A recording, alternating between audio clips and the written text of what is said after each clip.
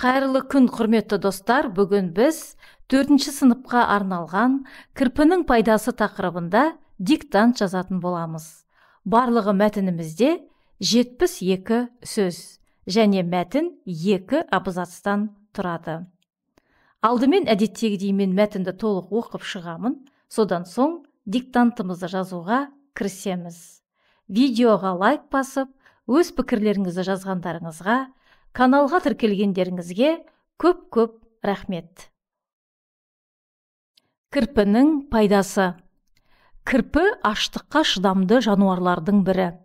Ол 236 тәуліктей азықтанбай ұйықтай алады. Оның ұйқысы да қызықты. Тікен терісін едірейтіп жіберіп, соған оранып жатады.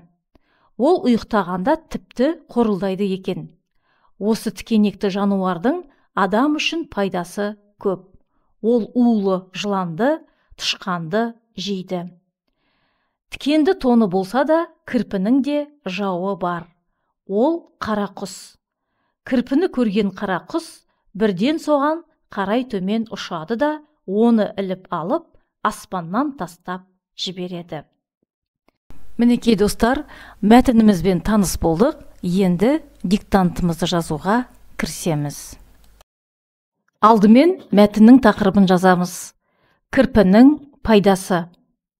Жазамыз. Кірпінің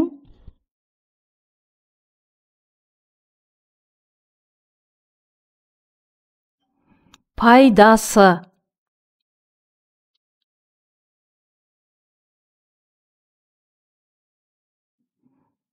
Кірпінің пайдасы. Бірінші сөйлем. Кірпі аштыққа шыдамды жануарлардың бірі.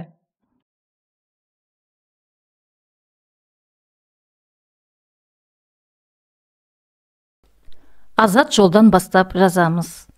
Кірпі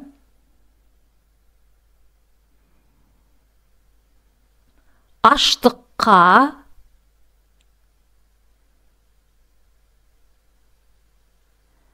шыдамды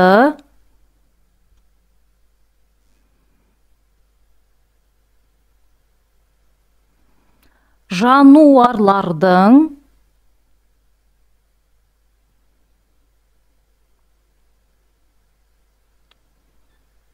бірі. Сөйлемді тексереміз. Кірпі аштыққа шыдамды жануарлардың бірі. Келесі сөйлем. Ол 236 тәуліктей азықтанбай ұйықтай алады. Ол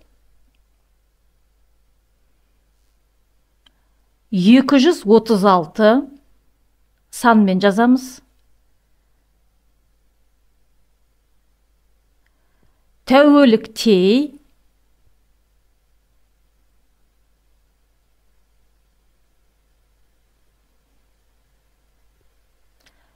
азықтанбай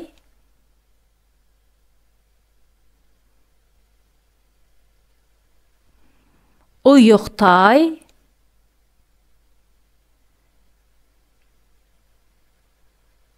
алады.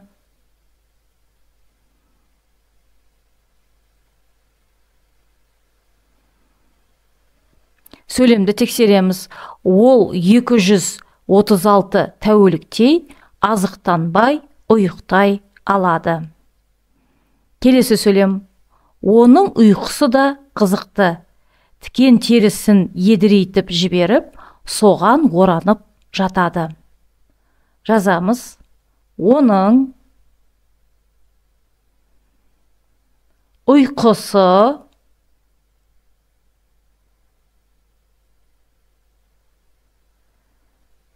да қызықты.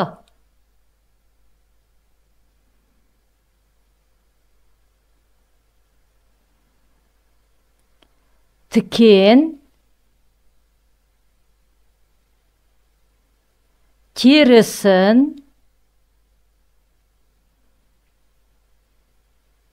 едірейтіп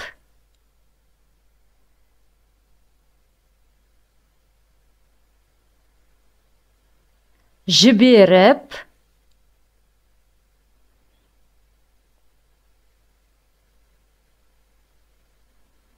соған,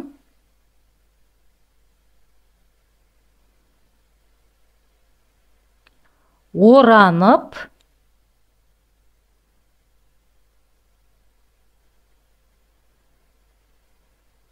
жатады.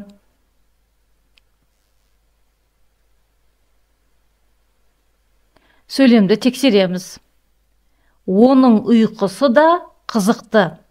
Тікен терісін едірейтіп жіберіп, соған оранып жатады. Келесі сөйлем. Ол ұйықтағанда тіпті қорылдайды екен. Жазамыз. Ол ұйықтағанда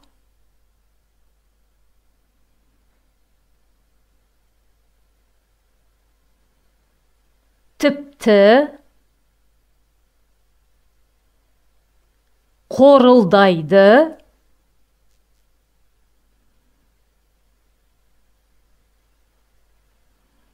екен. Сөйлемді тексереміз. Ол ұйықтағанда тіпті қорылдайды екен.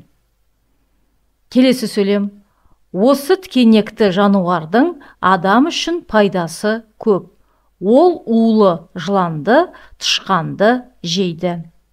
Жазамыз. Осы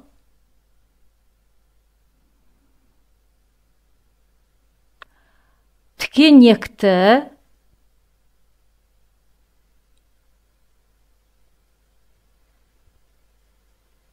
жануардың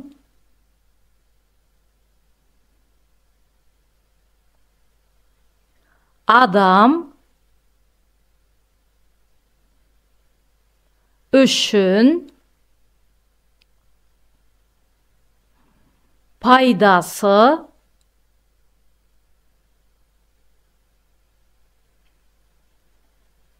көп. Ол улы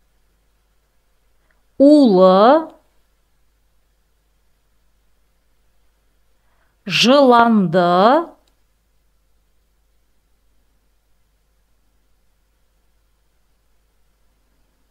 тышқанды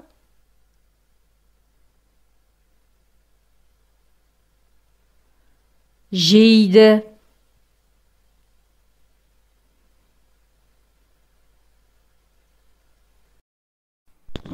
Сөйлемді тексереміз. Осы тікенекті жануардың адам үшін пайдасы көп. Ол улы жыланды, тышқанды жейді. Келесі сөйлем азат жолдан бастап жазылады. Және тоны деген сөзі тырнақшаға алынып жазылады. Тікенді тоны болса да, кірпінің де жауы бар. Жазамыз. Тікенді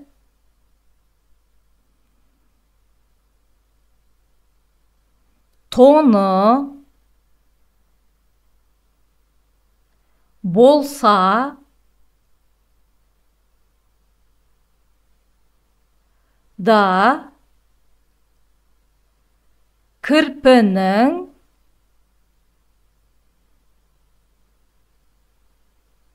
кірпінің де жауы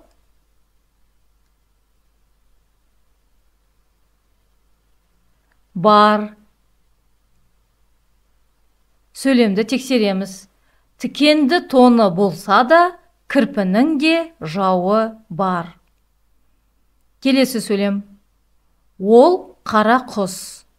Жазамыз. Ол қара құс.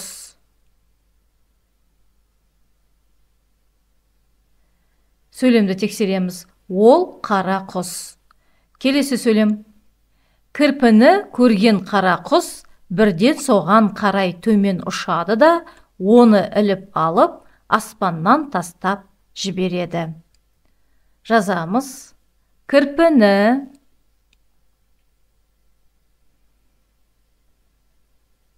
көрген,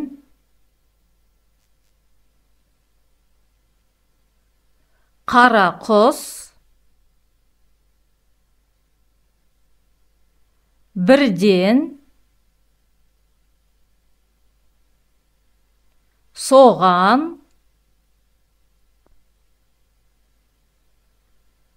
қарай,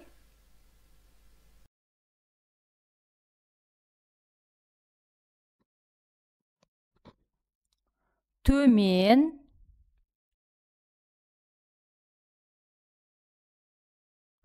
ұшады,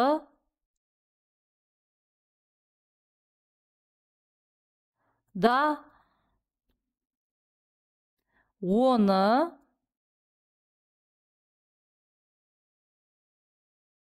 іліп, алып, аспаннан,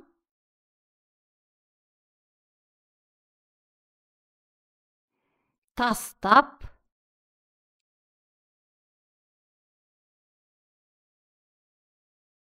жібереді.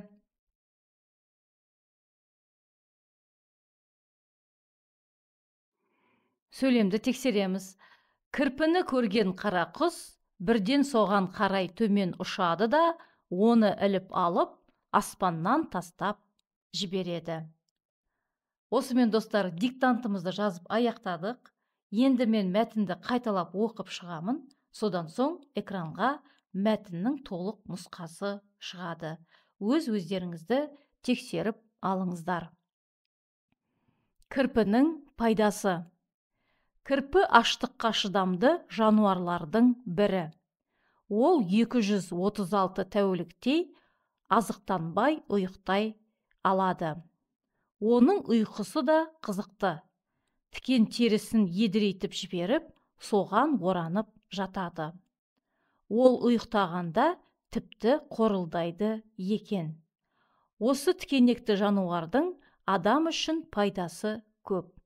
Ол улы жыланды, тышқанды жейді.